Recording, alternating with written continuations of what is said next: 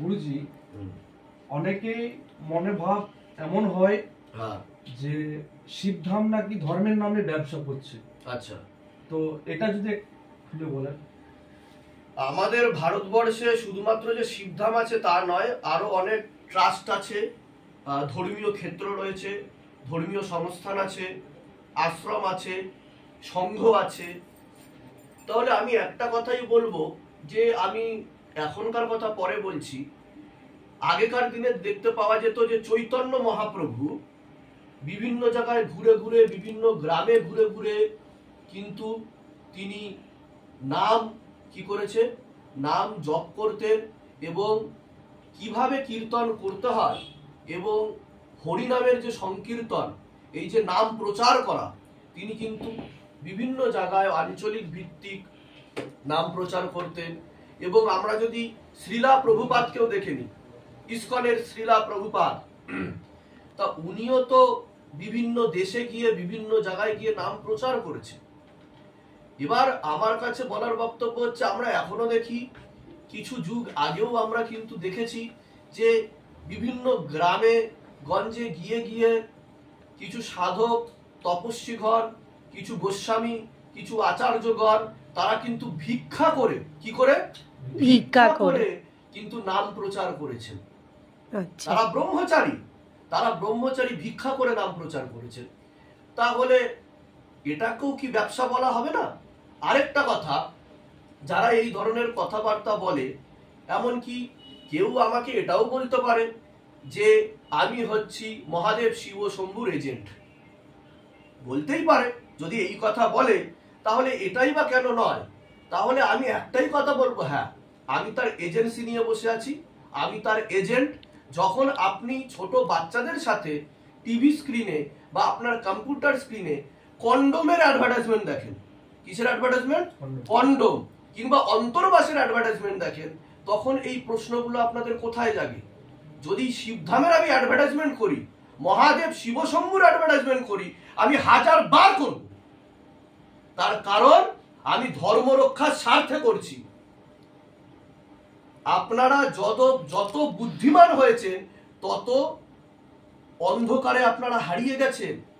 আজকে যখন এই সমস্ত জিনিসগুলো আমরা আজকে কি দেখতে পাচ্ছি, নোংরা চলচ্চিত্র দেখতে পাচ্ছি, ঠিক আছে? আমরা নোংরা চলচ্চিত্র দেখতে পাচ্ছি, তো সেখানে তো কোনো রকম আওয়াজ উঠছে না। যদি শিবধাম, শিব ও শম্ভুর নাম প্রচারের উদ্দেশ্যে কোনো ভিডিও বা একান্তিক বার্তালাপ বা কোনো সমালোচনামূলক ভিডিও নিয়ে আসে, তখন সেটা অ্যাডভার্টাইজমেন্ট হয়ে যায়, তখন সেটা বিজ্ঞাপন হয়ে যায়। আর আমি সেই বিজ্ঞাপন করে ব্যবসা করছি, তাদের থেকে বড় মূর্খ আর কে হতে পারে? আর তারা যদি কেউ বলেও থাকে আমি 100 বার করেছি, 1000 বার করেছি, লাখো বার করেছি, আর যতবার জন্ম নেব ততবার করব, এটা আমার সত্তা। কারণ হিন্দুদের নামে, হিন্দু শুধুমাত্র ধর্ম নয়, একটা সমাজ ব্যবস্থা। হিন্দুইজম, হিন্দুত্ব কোনো রিজিয়ন নয়। যারা বেদ পড়েছে, যারা শাস্ত্র পড়েছে, যারা জ্ঞানী সঠিক, তারা জানবে যে সনাতনী, আমাদের ধর্ম হচ্ছে সনাতনী। তো উই আর বিলঙ্গিং ফ্রম সনাতন ধর্ম। আর হিন্দু মানে কি? এই যে বলা হয় হিন্দুস্থান, একটা সমাজ ব্যবস্থা, তার মধ্যে মুসলিম, খ্রিস্টান, শিখ, জৈন, আমরা সব ধর্মকে রেসপেক্ট করি।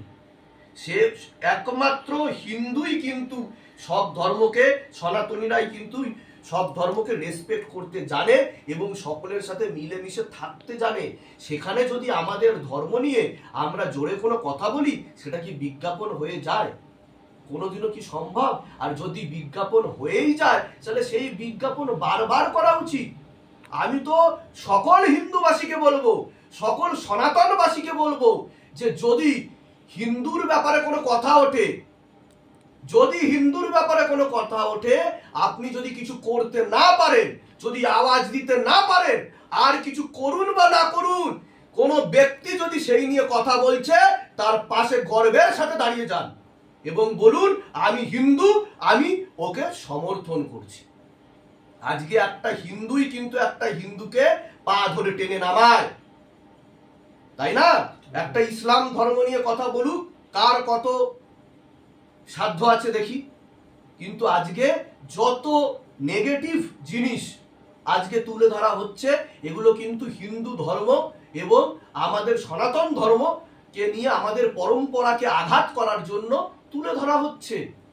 কোথায় সমাজ ব্যবস্থা?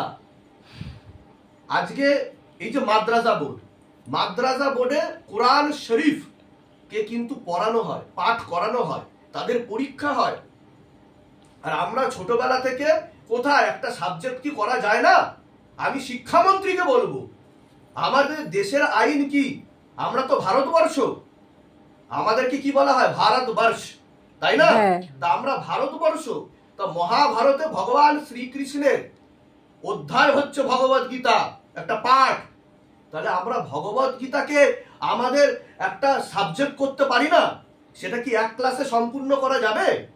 সেটা তো এক একটা ইয়ারে, মানে 1 2 3 4 5 6 একদম 12 অব্দি আমরা তো সেটাকে নিয়ে ফার্স্ট চ্যাপ্টার, সেকেন্ড চ্যাপ্টার, অধ্যায় 1, অধ্যায় 2, অধ্যায় 3, অধ্যায় 4 এইভাবে পড়াশোনা করানো উচিত। কোথায়? আমাদের কনস্টিটিউশন, সংবিধান তো বেদ হওয়া উচিত। আমরা কেন অন্য দেশের থেকে নিয়ে আমরা ধার করে আমাদের দেশ চালাবো? হোক না গণতন্ত্র, রাজতন্ত্র হওয়ার তো দরকার নেই। কিন্তু আমাদের কি শাস্ত্রে কমি পড়ে গেছে? আমাদের পুরাণে, শাস্ত্রে, বেদে কি কমি পড়ে গেছে? ঋক, সাম, যজু, অথর্বতে নির্ধারণ করা রয়েছে আমাদের কিভাবে চলা উচিত। আজকে আমরা ইলিউশনে, মোহ মায়ায় এতটাই আবদ্ধ হয়ে গেছি, যত পড়াশুনো শিখেছি তত অজ্ঞানতার অন্ধকারে আমরা ডুবে গেছি। কোনটা ঠিক কোনটা ভুল সেটা বোঝার মতো আমাদের ক্ষমতা নেই। আগে তো আমরা উপলব্ধি বোধ করব। শুধু আমার এটুকুই বলার যে আপনারা যদি চিৎকার করে যদি বলতে না পারেন আমি হিন্দু, আমি সনাতনী, যদি লজ্জা পান, বাড়ি থেকে বেরোতে না পারেন, তাহলে ফিরে গিয়ে একটু দাঁড়িয়ে যান না। এইটুকু ভেবে যে আমি সনাতন হয়ে জন্মগ্রহণ করেছি, এটুকুই আবেদন। জয় সিদ্ধ। জয় শিব।